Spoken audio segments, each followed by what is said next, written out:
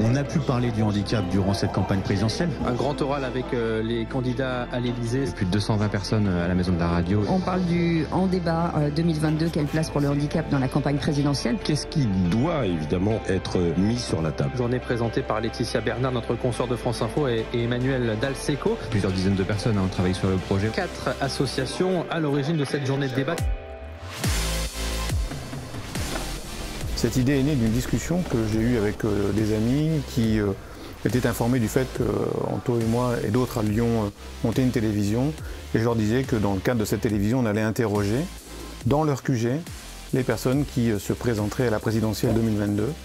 Et merci d'être au rendez-vous de cet épisode En débat 2022 au cœur des QG de campagne pour vous emmener à la rencontre des candidates et des candidats à l'élection présidentielle pour leur poser les questions que vous posez.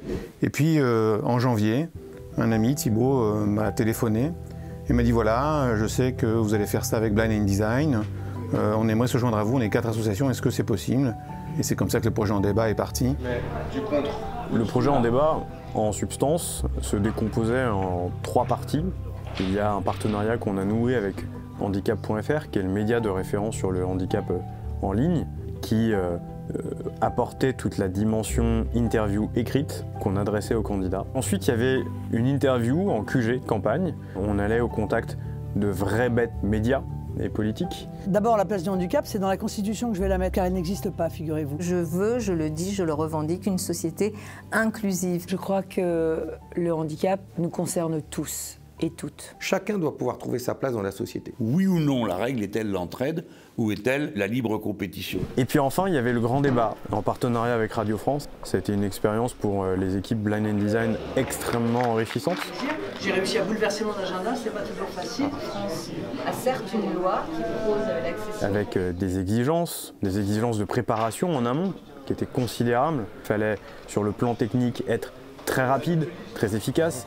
On repousse le candidat aussi, il ne sera pas centré. Il y a eu un gros défi pour nous, puisqu'on a eu la validation avec les associations un mois avant le 23 mars. Donc en un mois, il a fallu organiser et les interviews QG, monter les sites internet, préparer les matériels, préparer le 23 mars avec tout le décor. Jusqu'à la dernière minute, il y a eu une pression mais de tous les instants. Une intensité incroyable.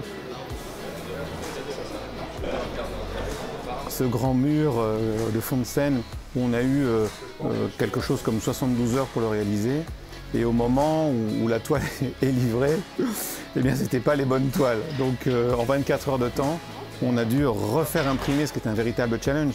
Donc voilà, c'était des moments de pression intense. On va démarrer. 30 secondes. Allez, silence plateau s'il vous plaît.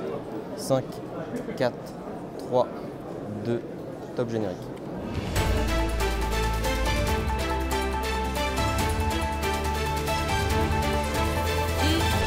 Smith de Blind Design, ce sont ces équipes qui assurent la réalisation technique du dispositif. Un grand moment broadcast également, Philippe Aubert, qui lui n'a pas l'usage de la parole, et néanmoins il fallait qu'il pose une question. Quelles seraient vos nouvelles façons de rendre concrète la participation des personnes? Il fallait que ce moment-là soit aussi intelligible, tant pour les gens qui étaient dans la salle que pour les gens qui étaient en ligne. Et là encore, je crois qu'on peut saluer la réactivité, la capacité d'adaptation de nos équipes, sachant que nous, on n'a pas finalement fait grand-chose, parce que sur le plan technique, Didier et moi, on ne se met pas derrière les caméras. Non, tu l'as pas vu, mais c'est moi qui tournais, non? Tout va démarrer. Ok. 2,